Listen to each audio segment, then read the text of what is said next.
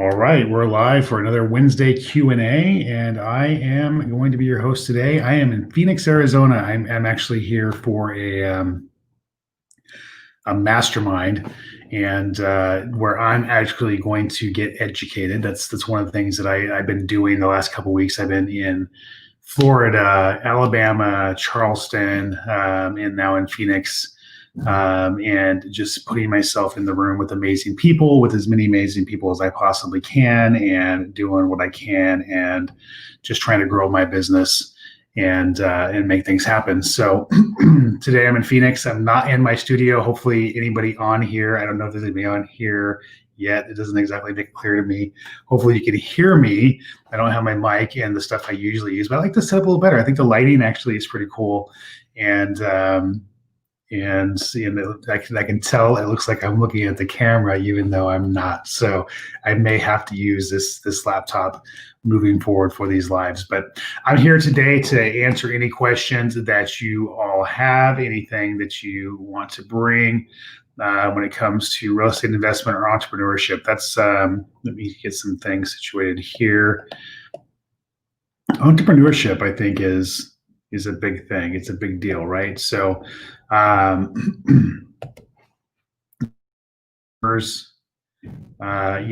nature in this business, even if you don't consider yourself an entrepreneur and real estate's a hobby, I think you're still an entrepreneur. So if you've got entrepreneurship questions, building a business, real estate questions, I'm here to answer whatever I can for you. If you can't hear me, if I see there's a handful of people watching now, if for some reason you can't hear me clearly, please let me know, because again, I'm not in my studio and I'm not doing what I normally do. What's up, JD?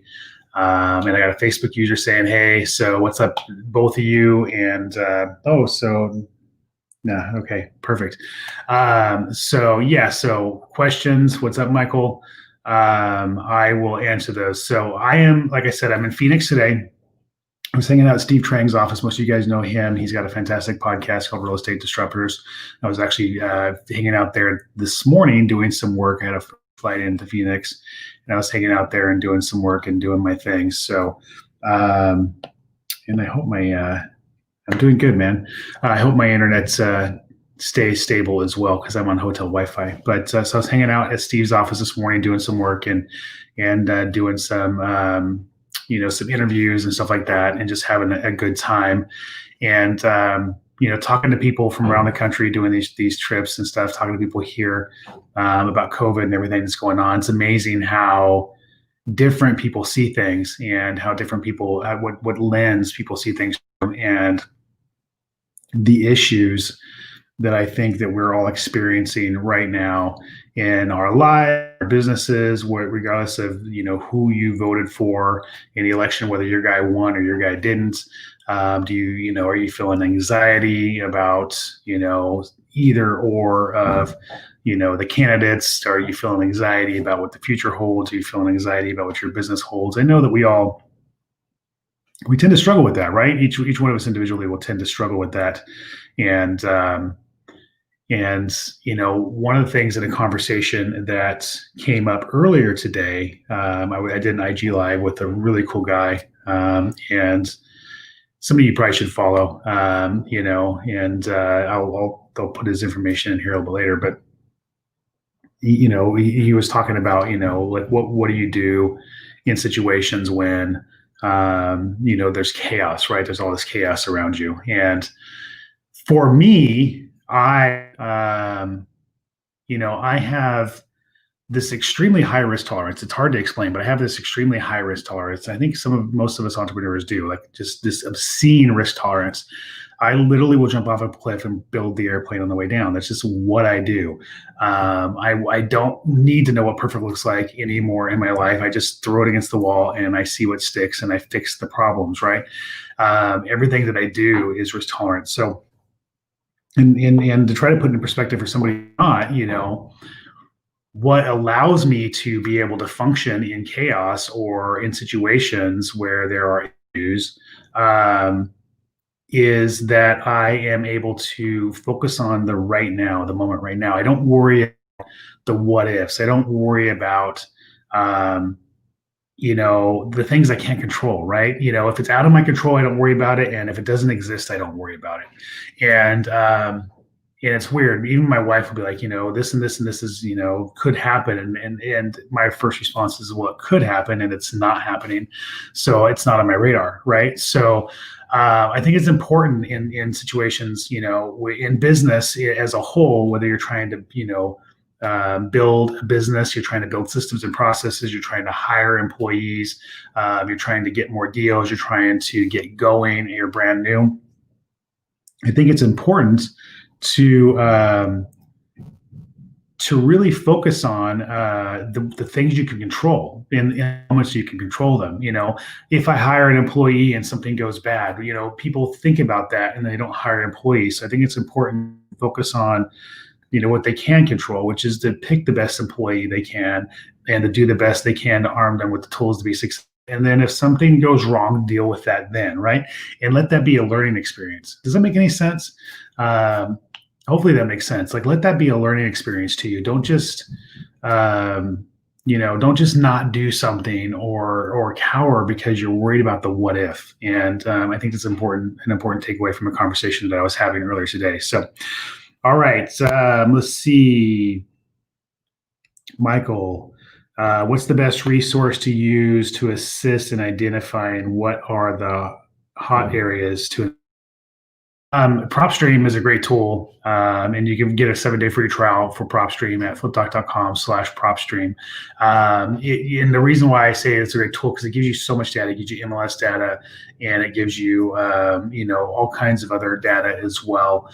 And you can pull lists, and you can run comps, and you can do all kinds of things. You can find buyers on it, and that is one of the best resources to use right now because data is so important in this business. I think people think they don't realize how important the data is, right? The information that you have at your fingertips, and to look at an area to decide where to invest, like what neighborhoods or what you want to look for activity, right? You want to look for active buyers and you want to look for active sellers and that kind of thing. So you want to look for demand, and so having access to the MLS data to be able to see that, are listings moving? What's the average days on market? Is crucial. And if you're not a licensed agent, then having PropStream I think is the way to go. So that is definitely a tool that I really suggest people use and take the opportunity to get to know well and get intimately well versed in, because it will exponentially help your business in a lot of ways. So. Again, I'm here to answer questions and do what I can. So to help you guys all out, if you guys have any. What's up, Matt Smith? How's it going, buddy? And JD, I didn't get a chance. Hopefully you're still on here. Thank you for your service, brother. This is Veterans Day. I want to give a shout out to all the veterans. JD's a good friend of mine. Him and his wife are both military, and they're doing some great things for our country. And to all the veterans out there, I just want to say thank you for everything you do that allows me to be who I am and do what I do and the freedoms that I have, and your sacrifice doesn't go unnoticed and it's much appreciated. So I just want to throw that out there. So I want some hearts. I want some likes. Help me get the reach out on this thing. So throw some love on here. Okay, so what's the best opportunities in 2021 based on where you think the market will go? I don't know that I have the best answer for the opportunity in 21. Everything I'm doing is an educated guess, and I just want to frame that. But my belief is that one of two things is going to happen. Either A, that there's going to be a flood of foreclosures. A lot more hearts and likes. I saw a couple of them pop up here. There'll be a wave of foreclosures that's going to impact what the opportunities are going to be. Or B, there's going to be some kind of crazy bailout loan program situation, lending restrictions or release of restrictions that's going to open the door to opportunity and create, a different type of market, right? Either one of those is great for us to make money in. I think the opportunity for people in 2021 is to get themselves prepared. And we are going to be talking about getting yourself prepared for 2021. We're going to do a Flip Talk virtual summit. We did one for newer investors just recently, and we're going to do one in December 3rd, I think it's 3rd, 4th, and 5th. we're going to be doing one, and this one's more geared towards getting, tying up the end of your year and getting ready for 2021 systems and processes that we're implementing right now, changes we're making in our organization. We're going to lay some of those things out, virtual wholesaling, closing over the phone, the marketing tactics that are working right now. So fliptalkvirtualsummit.com. I would check that out. Right now we have super, super early bird specials. It is $27 for general admission and $57 for VIP, which you get the recordings of VIP for 3 days. And that will double. The prices will double here very quickly in a few days. Once the early bird passes, the prices will double. And then, of course, they'll double again one more time before we have the event. So I would take advantage of it now if I were you, and we'll lay a lot of stuff out for you. So let's see here. Tim. So I want to start tracking KPIs. Some of my marketing is paid, but some is free. Do you track your totals between all your marketing? Should I keep the free ones separate from the paid ones? If I'm tracking cost per lead overall, then the free marketing leads will bring the cost of lead down. So that's a fantastic question. So for me, I would say you track them separately. Okay. So, even though you're going to have an overall cost per lead in your organization that you're going to want to keep, you want to know what your overall is, right? But even though you're going to have an overall cost per lead KPI that's going to bring that cost down, you want to see individually what the free leads are how they're performing and what the paid leads are performing. You may find that you're getting all your deals from the free leads, or the majority of your deals from the free leads. You also, to take it one step further, you want to track your paid leads separately as well. So for instance, of course, it's the obvious, you want to track postcards, text message, cold calling, all those separate, right? But to go even further, like if you're cold calling, if I'm cold calling an equity list and then I switch to, a foreclosure list, let's just say, I want those tracked separately. I want to see which one's performing better for me, right? I want to see which one gives me the most fruit, the most profit, and the lowest cost per lead. So, and in postcards, it's the same thing. You want to dial that down to the type of postcard, the color of the postcard, what list you sent it to, what quarter you sent it in. If you can start getting data dug that deep, you're going to see some things in your business that will absolutely amaze you, and they're game changers for you, hands down. So a lot of people will say, well, my cost per lead for mail is, $6,000 or $4,000 or $8,000 or $2,000. And then I'll ask, okay, well, what was your highest performing list or your highest performing postcard? And they can't answer that because they don't segment it out. And I found, I've had postcards and lists that perform at $1,800 a deal. And I've had them perform at, $6,000 a deal, and then I've had some in certain markets that were even higher than that. So, and then I just decide, okay, well, I don't want to pour fuel on that fire. I pour fuel on the fire over here. And it gives me some transparency in my business, some clarity in my business to make decisions. I found that, just by tracking to that level that, like I mentioned before, postcards, you only want to mail every 60 to 90 days. You don't want to mail every 30 days. It's a waste of money. And I know that because I had two lists that performed identical in profit, in revenue, and one was out of the park in profit and one, wasn't. And the reason why is because the one that wasn't, I was mailing to over and over and over again all the time. And I was literally eating up my profits by mailing to it too often. So just something to kind of throw out there. All right. So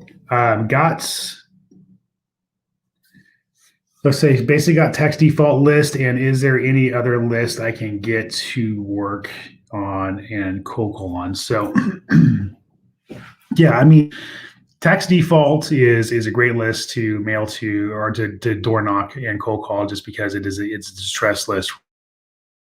For instance, in California, tax default is I think every fifth year, every year that you're past due. So they auction every year, but it's only for those that are 5 years past due. So you got to know when that sense of urgency is. Also, I just want to throw it out there because sometimes when you buy the tax list, you might get all years, like somebody just barely past due. And so you want to start to kind of figure that. But still, even if they're just barely past due, that's an indication of a problem. The notice of default list, notice trustee sale list is a great one to call on as well. And of course, then you want to start to work some of the equity list, right? The non-owner occupied equity list and stuff like that. So we always circle through defaults into urgency and then back into, kind of a shotgun and then go back into a pinpoint. And I think that's a good practice to have. The thing with cold calling, door knocking, not so much, but cold calling is you will burn a tremendous amount of data. And so you got to be willing to commit to that. And then the other thing that we're just having this conversation in our mastermind community about the data for cold calling. Some people will buy the data and they'll cold call it and they'll buy more and more data and they'll never come back to this original list. You should cycle those lists like every 90 days, every 120 days. Figure out your sweet spot for your market. Then you should be cycling those lists as well. So that's what I'll throw out there for you. Hopefully that helps. Let's see here. What credit score do I need to have when trying to get a mortgage for a property? Well, for mortgages, it's going to depend on the lender. Some programs will go down to, I think, 620 still, maybe even a little bit lower. To tell you the truth, I haven't got a mortgage on a property. I don't even know when. So I use 100% private money for everything that I buy, whether it's a rental or a rehab. I don't do mortgages. We got a mortgage on our personal residence years and years and years ago. And so that's a great question for somebody to answer. I'm not necessarily your guy, but if you're looking for that for real estate investing, then really I think you should look at finding potential private money lenders as an option for you. So. All right, hearts and likes, people, hearts and likes. If you're getting value from this, show me you're getting value from this so I continue to want to do it. I want to change some businesses and I want to change some lives. So I want to do some big things here, but I want to see that people actually are getting value from it. So trying to grow a beard as well. Hopefully it comes in good. We'll see, that way I can dress up as one of Santa's elves for Christmas, right? So, and do some cool stuff with that. So, all right. So any more questions? I'm willing to answer anything that you guys got again here. So Michael, if you could give young Don one piece of advice for flipping real estate, what would it be? Start earlier, start faster, stop making excuses, and go to the Flip Talk Virtual Summit. That would be my excuse, my advice. Honestly, my regrets in life are just or getting my own way. My regrets in life are letting myself make excuses, and not taking action sooner on something. That's really where I kick myself, and it's a thing we do to ourselves, right? We beat ourselves up about the things we can't change. Sometimes we talked about that earlier on the call, but there are times when I look back and I go, man, I just wish I would have started, 5 years sooner or 10 years sooner. Some of these guys out there that are in their 20s or your early 20s that are crushing it. My son, who's 16, who's interested now in learning, I would love to be in their shoes and be ahead of the game with the opportunities that are unfolding in the real estate market. So, but that's what I would do, is basically that there's no excuse, people. There's no excuse not to make money in this business. I mean, you have YouTube University, you have every podcast under the sun, you have new ones coming out constantly. You got me sitting here answering questions. Like, the only excuse not to be successful in this business is that you have gotten in your own way, that you've done something that internally that has kept you from taking action. And that's really it. Because I mean, even somebody who has zero clue, the broken clock's wrong or right twice a day, right? So even if you have zero clue, you can still be successful in this business. And most people I run into here are pretty darn smart. So I'm still trying to do everything myself and getting in the way as well. Matt, I know you're going to go to the virtual summit. We're going to talk about that, building the team, getting systems and processes. You got to get out of your way. If everybody asks me, like, when should I hire? Should I do this? When should I do that? If whatever it is that you are doing is getting in the way of you making money, that should be something somebody else does. right? If what you're doing is getting in the way of you making money, that should be a system or a process in your business. If what you're doing is getting in the way of you're making money and you can't hire somebody or get a system and process in place to get that off your plate so that you can do things that make you money, then it should be done at all. You're doing something that is obviously something that is purposeful and self-destructive, and stop doing it. So, but Matt, I know I'll see you at the summit, so you'll get some good value from that. All right, so I'm trying to put systems and processes in place to make things run easier. What are some things you do to stay on track to keep doing the things that need to be done? Do you remember any apps or software? So some people like project management software. I'm not a project management software fan. I'll be the first one to say that. I'm kind of old school. I like whiteboards and Google Sheets and stuff like that for like even more managing our rehabs. But for me to stay on track, obviously, I calendar everything. And I live by my calendar. You should see my iPhone calendar. It is insane. I need to get in there and clean it up because it's starting to get hard for me to follow. But and then we use apps in our organization, like Slack is a great app in our organization that we use. And Slack, we use it as a communication tool. It's a project management / communication where we open up a property and we basically everything that happens in a transaction and then in the rehab process and then the transaction to sell it. It's all documented. It's a communication tool. So you start layering in, those kind of things in your organization. The secret here, there's two things I want to say. The first one is this question is going to be answered in depth at the Flip Talk Virtual Summit. And we're going to go in depth and we're going to be showing some of this stuff. And we're going to have different speakers. We have, I think, 10 different speakers speaking on this. So fliptalkvirtualsummit.com for anybody who wants that question answered. You need to go there and check it out. But let me just put it this way. When it comes to systems and processes, everybody's going to handle things a little differently. Some people like Asana. Some people like a Trello board. Some people like using, most people now use this program called Slack for communication. Some people just like to Google Sheet it. Some people live by their calendar, right? Everybody's different. We have a ton of systems in our organization, which we lay out at the summit. But what I want to say to you is this. If you have something that sucks in your business, the thing you need to do is sit back and say, okay, this sucks, right?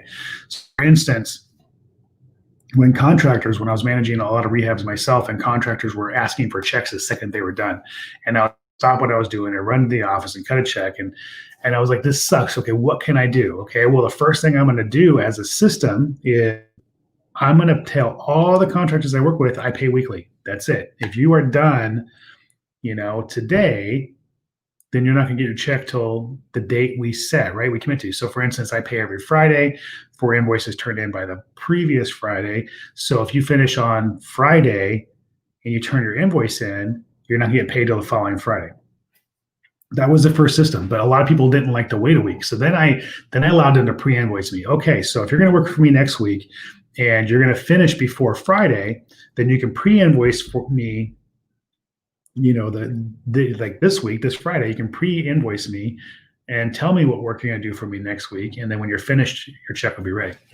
So it's only paid for work finished. So that became a system in my organization. So being a problem solver, sitting down and thinking through like, okay, this sucks. Okay, this is a problem. Okay, I don't want to deal with this anymore. What's something I can do to make this easier, right? Slack came from, we were texting, we were emailing, we were communicating on all channels, calling each other, and stuff was falling through the cracks. And stuff was falling through the cracks. And there was a situation where a termite company that we never used sent us like a $3,000 bill. And I was looking at the bill and I'm like, well, who approved this? And they're like, well, you approved it. And I'm like, well, where did I approve this? So I was like, there's got to be a better way. So we looked for a better way, and Slack was our choice for that. And like I said, we have a system in Slack, which we'll share at the summit, where we do it exactly the same. We open the property exactly the same. I know where to look in the channel for when we got in contract, who the acquisition person was, what the rehab budget is, what the assignment fee is if we're assigning it, when the close of escrow is. Like it's the same, and we got a template. And every time we open a channel, it's per property. We do it the same. And we run through the project, through Slack, and everything. Everybody can only communicate there. They cannot text message, email, that kind of thing. The communication has to be in Slack, and that allows us to have a situation where there's no, oops, who approved that, right? We can scroll through Slack and see, like, okay, who approved this, or what was the decision on this, or what's an update, type of thing. And it's all right there. And whoever is associated with it, the only people associated with it are, the project management team, Dispo, TC, myself, and then whoever the acquisition team member is, can see that. If they're not associated with that project, they can't see it. So it's a really cool feature. So hopefully that helps answer your question. We'll do a deep dive, like I said, further. I've only got an hour here to answer questions, but we will spend 3 days answering these kind of questions, actually going over these type of topics at the Flip Talk Virtual Summit. So fliptalkvirtualsummit.com, if you want to take a deeper dive than what I can do here. And I'd be more than happy to make sure that we map it all out there. So any other questions? Oh, perfect. Scott, thank you. I appreciate it. I'm just signed up for the virtual summit. Thank you, thank you, thank you. You're going to get a ton of value. I guarantee it.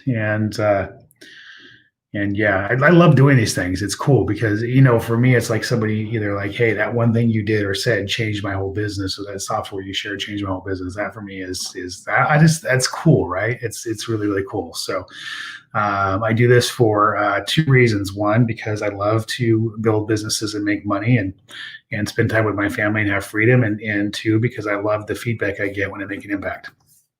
So very cool. Okay, so all right, this is Tim, and that was my question, and I'll be at the virtual summit. Can't wait, man! I'm looking forward to it. Great, perfect. So I will see you there. Cool. All right. Well, I don't see a lot of questions on here, and I don't, I'm sitting in sunny Phoenix, and I got friends around this town. I may go hang out with like Pace or, Jamil or Steve again, or I don't know. Maybe if you guys are asking questions.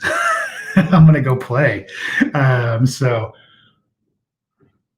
But educating yourself is a constant in this business. I will tell you that. Educating yourself is a constant in this business, and growth is a constant in this business. It just is. And if you ever stop growing, you will. You're gonna die, right? You're gonna die on the vine. You're gonna wither away. Your business is gonna fail. So I want to say that it's important to always be growing. The other thing I want to say is, don't be an excuse maker. Be a problem solver. Okay, very important that you are a problem solver in this business. A lot of people, they hit these speed bumps and roadblocks, and they make excuses. Well, it's hard, and I can't do it because of this, and that. What differentiates me and other people that are successful in this business from people who aren't is we hit a wall and go, okay, what's the easiest way to conquer this wall, right? If climbing is too hard, how can we go around it? If going around is too hard, how can we go through it, right? And we start to ask these questions, and we come up with solutions that really fundamentally change our business in a significant way, okay? So that is something that I really want y'all to hear that may be struggling with something in your business right now. Systems and processes aren't that complicated. I can lay out everything that we use, but the moral of the story is you still need to know why it's important to use it. And at the end of the day, we're creating these businesses not to create prisons for ourselves, but to create freedom and to create a good life. And if we're problem solvers and we're not excuse makers, we're going to be able to do that in a significant way. We're going to be able to really create a business that runs for us and allows us to conquer things that most people can't conquer. So just food for thought and something to think about. So we got a lot of great things going on. Make sure that you're sharing things. I'm getting some message. We got a lot of great things going on. I want to get the word out. So, share this with whoever that you feel like needs it. Make sure that you're sharing the podcast. I haven't been recording as many episodes, but I am going to be circling back to that and putting out a lot more content there as well. And of course, we got the summit coming up. We got some really cool things with the mastermind. For those of you that are on here or see this later, if you have a desire to be part of a community that just helps you up your game, I think a mastermind community might be that for you. Make sure you're checking out beininthisroom.com as well. That is something that masterminds are. Yeah, I'm at a mastermind this weekend, where I'm getting educated and hopefully adding value. So I practice what I preach. I tell you all to up your game, to constantly be learning and constantly be a student. And I have been on 16 different airplanes, and I have been in 1, 2, 3, 4, 5 different states. Arizona twice, so technically 6 different states. All of them learning. One of them was an inner circle elite meeting, but the rest of them are learning. I make plenty of money, but I want a better business. I want a better life. I want to build more businesses, and so I'm constantly learning. And the market's changing, so I'm constantly learning. And so I want you to all know I practice what I preach. So very important to me to do that. And it's just something that's part of my core. So, all right. So Jose, if you have 2 or more AMS covering the same market, how do you distribute assigned leads among them? Use some criteria. So AMS acquisitions managers. So I'm assuming what you're meaning there. So if you have more than 2, so we've had that situation, and we've done it a couple of ways. What's worked best for us is a round robin. To if I'm being, as honest with you as I possibly can, a round robin is what has really worked best for us when it comes to acquisitions managers. So basically, it's first come, first serve, right? To a certain degree, this one gets it, then this one gets it, and this one gets it. If you have lead managers scheduled appointments, that's how I would do it. If they're answering the phones, then I would do first come, first serve. Whoever answers the phone gets the lead. Another way to do it, which we've done internally. Now we're closing everything over the phone. Like, we don't have AMs go on boots on the ground at this point in time in our organization. To be very clear, we're closing everything over the phone. So with that said, if I was still doing boots on the ground, and we kind of do this with closing over the phone, and I want to state that, is I would look at who's closing, and whoever's closing gets the leads. I mean, until they're booked. And then the next person gets what's left, right?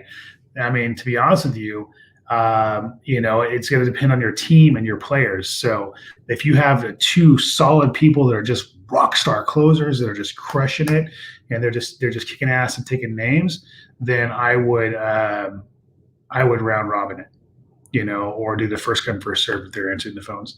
If you have somebody that's like a kick ass crushing it person and somebody that's just okay, then I would fill that person who's crushing its calendar first, and then move on to the next one. So hopefully that helps. That's my opinion. That's the way I think you should do it. That's the way I know you should do it. But anyway, and I don't know your situation, so hopefully that I answered it 3 different ways to help you out there. So Matt Smith. It's definitely difficult to learn how to run a business and not create a job. It's a bitch. I swear to God, it's hard to do that. And I've been doing this for 17 years, and I'm still guilty every once in a while of creating jobs for myself. Delegation's huge. Finding team members that you can really count on and hold accountable, that has your back, is huge. Surrounding yourself with incredible people that you can really lean on and help each other out. Being part of mastermind communities and other communities really help you stay accountable to not creating a job. We at our inner circle elite meeting, we did 90-day goals, right? We did 90-day goals, and we were talking about our 90-day goals, and one of our members was mentioning that he thought he needed an ops person, a corporate, like a COO or that type of person. And after digging into the conversation, the group as a whole realized, hey, no, you need a project manager right now. You don't need somebody overseeing your organization. Your project manager is going to free the cuffs from you and make you be able to focus on income producing activities, right? Money producing activities. And so, it's a clear, a statement to how important it is to have smart people around you, right? Because we're able to point each other in the right direction. We're able to see a hole that he didn't see and help him find the right solution to fill it. And they helped me do the same thing, right? We just had a meeting yesterday, Inner Circle virtual meeting yesterday, and I did a hot seat and I got on there and I was like, this is where I screwed up in my business. Well, I almost said another word, but this is where I screwed up in my business. About 8 months ago, well, almost a year ago actually, and these are the repercussions. And this is what I'm doing to work through it. And this is what I've done to successfully navigate it, that type of thing. And got feedback from the group, and I was able to share some wisdom with the group and talk some things out. I think it's none of us have a roadmap. Gosh, I mean, Jesus, none of us have a roadmap. To being entrepreneurs, we most of us don't have family that were entrepreneurs. Most of us don't. We just don't. And we're all trying to figure this thing out haphazardly in the dark by ourselves, blindfolded, handcuffed, and it's stupid, right? When there's so many opportunities to not do it that way. So, and I was guilty of that for years. So it's tough. It's a tough challenge, Matt. And you're a smart guy, man. I know you're going to be able to figure it out. And we need to get you there. So, all right. So. We have been on for 35 minutes. Wow, that went fast. I don't know. I thought I was on longer. So, if you have any more questions, I'm going to stay on for a few more minutes. If not, I'm going to go and play here in town with my mask. Got my mask right here. I'm going to go play and eat some sushi and do some things. But if you got more questions, I'll stick around and answer them. Like I said, make sure you're sharing this. Give me some thumbs up. Let people know there's value here. There's a handful of people out there putting out content that are running businesses. A lot of them aren't anymore. Still great people. Don't get me wrong. A lot of them are really good friends with mine. But I run a real business, and I want to get the word out on how to do it the right way. So Chris Bounds, what's up, buddy? Chris Bounds is another good dude to pay attention to and follow. He is a smart guy that I have a lot of respect for down in Texas, doing some really good things. Humble, smart, and really cool, Chris. I'm glad to call you a friend, man. So yeah. All right. Well, I don't have any more questions here, and I don't want to ramble for you. So. Did I do Bueller? No, just kidding. So yeah, fliptalkvirtualsummit.com. Check it out. If you are interested in any of the other things we have going on, even if you're interested in the mastermind or Ready Build Scale, the coaching program, you can always email me at don@fliptalk.com, or you can go to the messenger here on Facebook and just message me, and I'll be happy to answer any questions you have. So other than that, I think we're good. We've been on here for about 40 minutes, and we've gotten some great questions in here. And yeah, so I'm going to give it one more minute. What's up, Chris? So, and we'll see. Give you guys one more minute. I see a few people on here. So I don't know if I see everything. That's the crazy thing. So when it comes to the questions, I'm still trying to, make sure these apps are giving me everything I need. So, all right, everybody. I think we're good. So you all have a pleasant and wonderful rest of your week. Make sure that it is profitable and productive. If you have questions about anything we have going on, make sure you reach out to me. And if you haven't already bought your tickets to Flip Talk Virtual Summit, make sure you do that. Other than that, crush it. Keep crushing it to make things happen. Move mountains and make money. And until I talk to you again, have a wonderful day.